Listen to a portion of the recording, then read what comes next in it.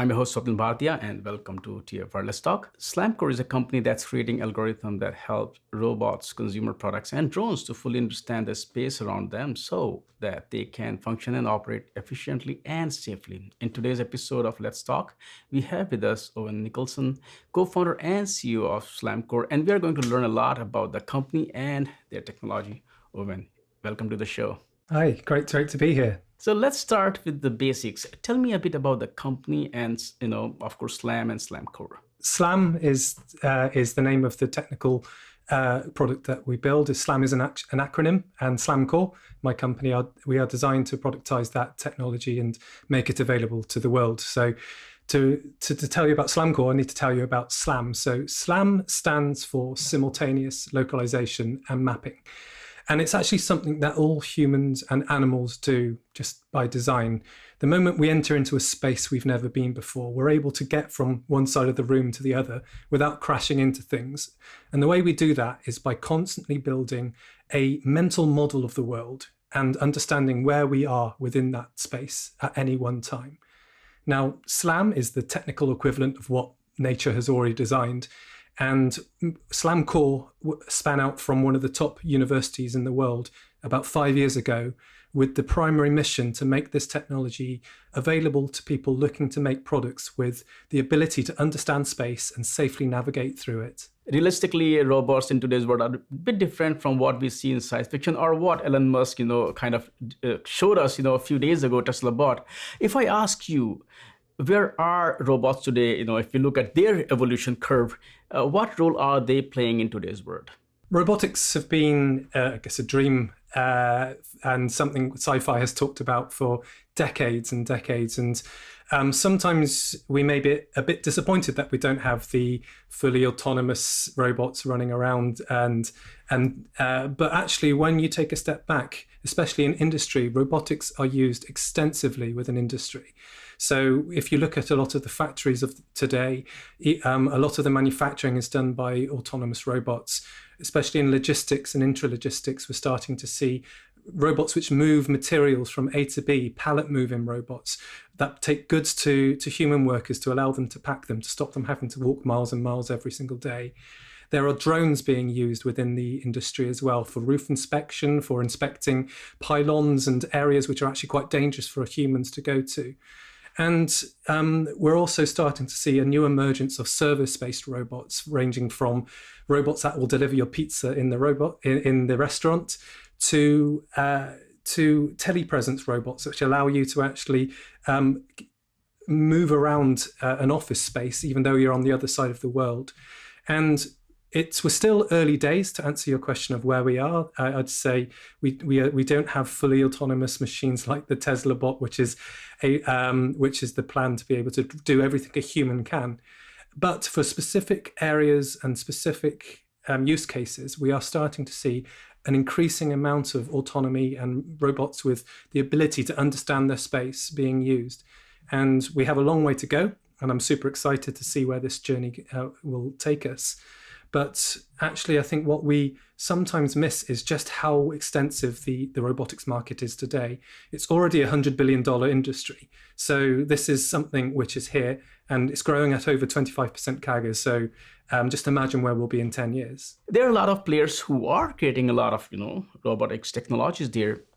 If I look at SLAMcore, how are you creating your technologies that give you an edge over your competitors? And if I ask you, who are your competitors? Very good question. I think to answer that, we should first really address the macro problem that we're looking to tackle as a company, because at a kind of an individual robot level, getting from A to B safely and reliably, that's what needs to happen. But at an industrial level, because we're starting to see this explosion of different types of robots, within a warehouse, there could be a pallet moving robot, a stock inspection drone, and even maybe even an autonomous an augmented reality headset, which the operator uses to be able to see where things are relative to them.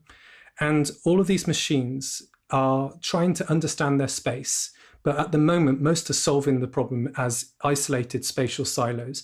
So that robot, that pallet moving robot, if it encounters a problem, it can't flag that to the drone or to the human operators via the AR headset to say that there is something going on in space that it should be aware of.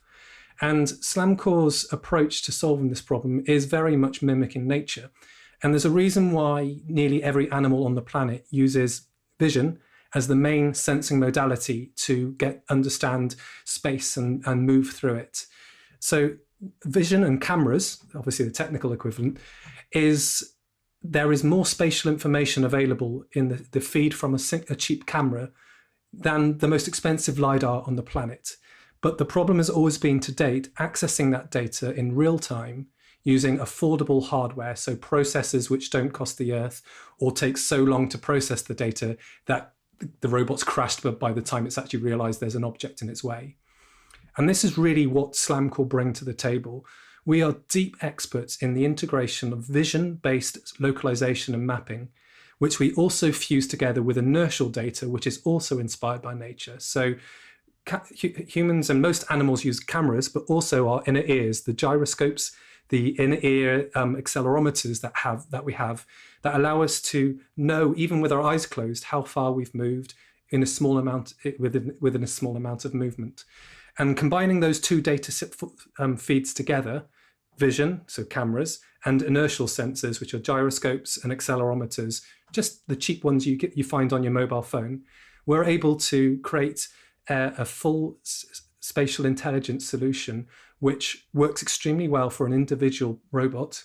But because we're using vision, and obviously the world is a visual world we live in, that information can then be communicated across all of the different robots within that product range, and probably more excitingly, across other product ranges as well. So we can create a universal global understanding of space with each of the individual machines feeding into this. I just want to go a bit deeper into the vision you're talking about, because when we look at factory floors or any other setup, there are so many variables. So can you talk about the evolution that see or the limitations of today's technology that you are still working on, so that SLAMcore or SLAM gets no pun intended, very good picture of what's around it? Absolutely. So it's absolutely the case that the robotic systems today, whilst very capable, they struggle in many different environments, and especially for safety critical applications such as robots that move around humans,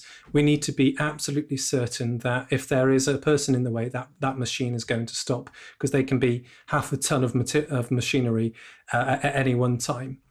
And the way in which we solve that problem is, it's actually interestingly not necessarily just with vision. The best robots on the planet use multiple sensors, and the key then is to fuse that data together in a way which gives you a sum which is greater than the parts. So, for example, laser-based systems, LiDARs, very popular in the automotive and in the robotics space. They are very, very good at giving you almost 100% certainty if there is something in your path, because it's a laser. If that laser is blocked, then it ultimately acts as a proximity sensor. What they're not very good at is giving you a general understanding of space. What are the objects? Is that a person? Is that a shelving unit? Is it another robot? Cameras are very good at that side of things because we have much more spatial information, but maybe not as accurate at giving you 100% certainty, is there an obstacle in my way? So if we fuse the two different sensor feeds together, you can actually end up with something which works much better than any one single sensor can, allowing you to use cheaper sensors, but still deliver that high level of performance. And then the key really is to select the right sensors and the right combination for the application that you are looking to build. And that's something SLAMcore really focused on, is not just providing technology, but providing a full toolkit that allows developers to select the right algorithms and the right sensors, and then develop them and tune them and optimize them to really work for their application.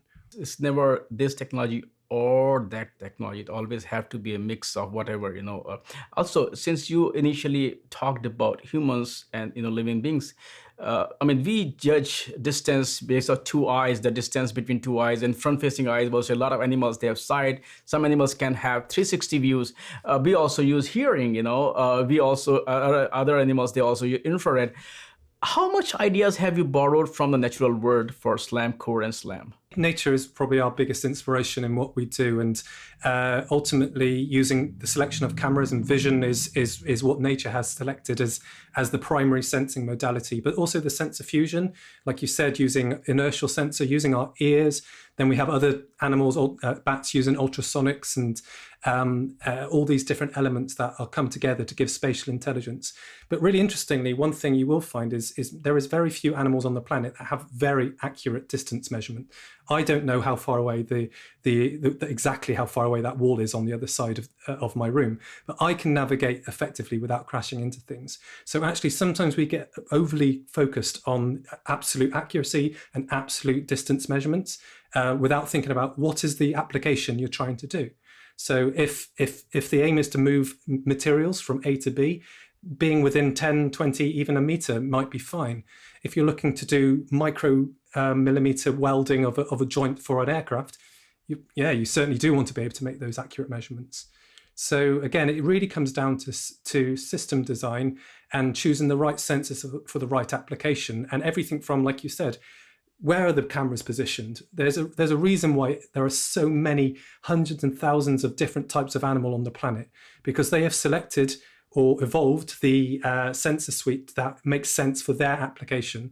So although humans, we are obviously very capable animals, there are many other animals out there that can outperform us in specific domains, in specific areas.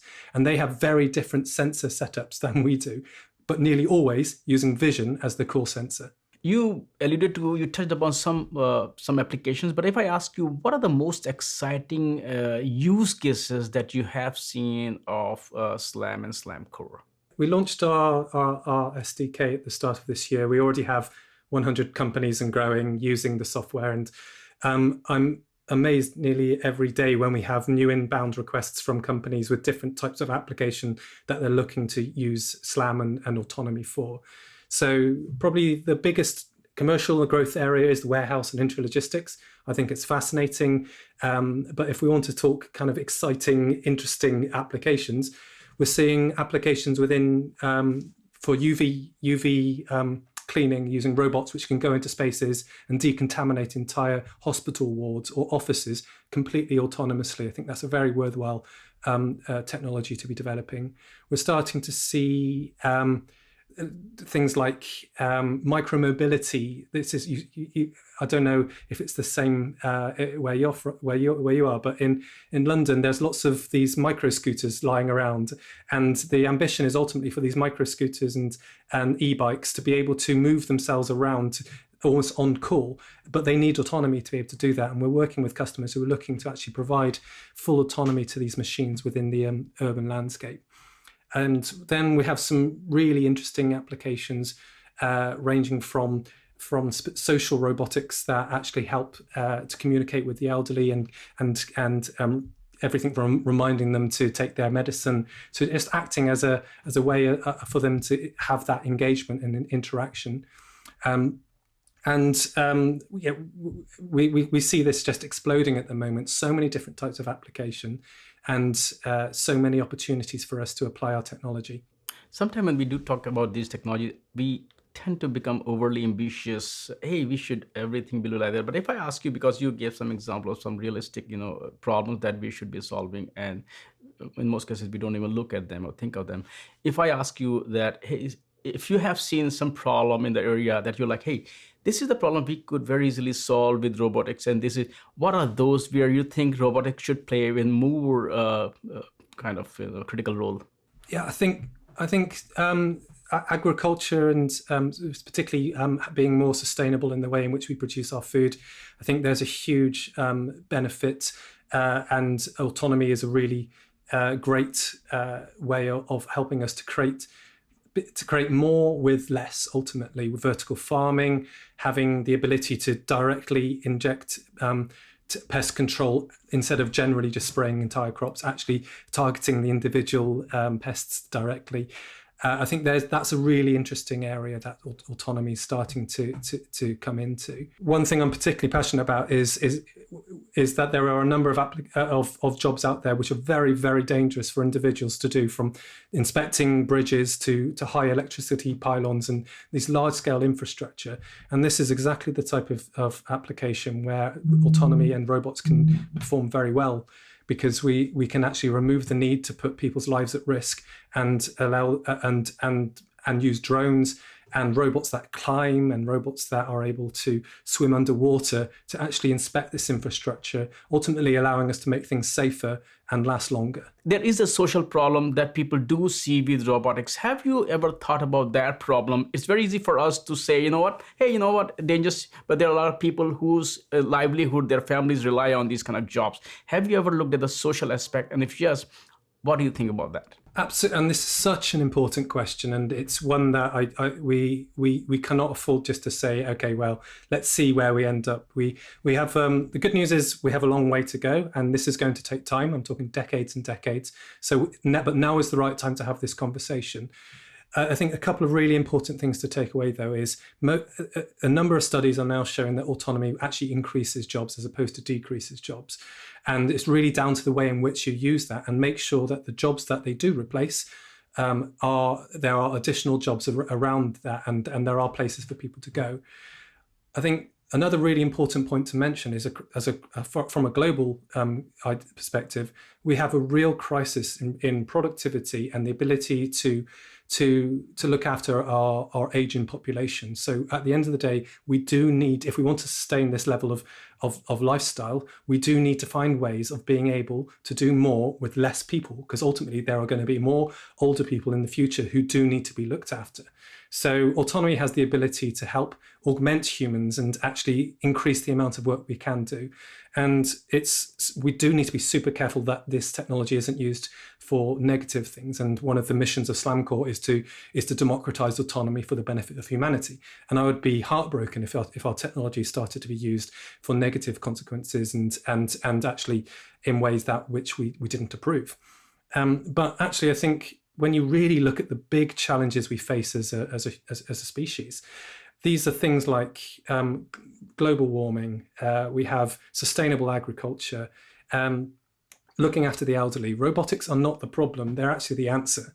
And I will fly the flag and fight the corner for robots, because I think as long as we are careful and we talk openly and we have a real dialogue about how we want this amazing technology to be used, they are the key to allowing us to live an amazing and fulfilling life well into our old age. And I haven't even got started on mining asteroids and building building homes on other planets. But this is where this technology takes us. Now, if I just zoom out of all this discussion and go at a higher level, if you look at a company, of course, there are a lot of things that you cannot share at this moment. But what kind of roadmap you have? What plans you have in your pipeline for future?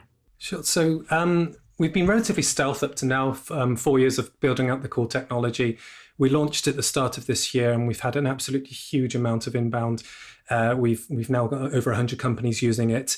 There's a relatively slow time. It takes 12 to 18 months to get these onto robots which are deployed. So I can't give names of actual commercial deployments, but they're coming very soon. And really, the future for us is first to get this technology out into as many people's hands as possible.